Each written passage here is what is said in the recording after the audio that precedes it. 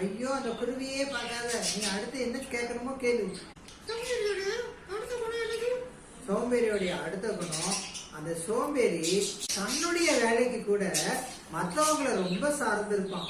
ஒரு சின்ன வெண்ணி போடணும்னா கூட மற்றவன் ஹெல்ப் வேணும், அது தெரியாது இவனுக்கு. அவனுடைய துணியை அயன் பண்ணா கூட அவன் மற்றவங்களை சார்ந்து இருப்பான். சின்ன ரொம்ப ஓவர் டிபெண்டா இருப்பான். ஆமா, வசனம் இருக்கு. பைபிள் சொல்லுது, நீதிமொழிகள் 26:15 சோம்பேறி தன் கையை களத்திலே வைத்து திரும்ப தன் வாய்க்கு எடுக்க வருத்தப்படுகிறான். களத்துல வச்சிடறான், ஆனா திரும்ப அதை வாய்க்கு எடுத்தாதான் சாப்பிட முடியும். அதுக்கு கூட அவனுக்கு ரொம்ப வருத்தமா இருக்கு. யாராவது ஹெல்ப் பண்ண மாட்டாங்களான்னு பாக்குறான். அப்படி இனிமே இருக்கக்கூடாது. தேங்க்யூ.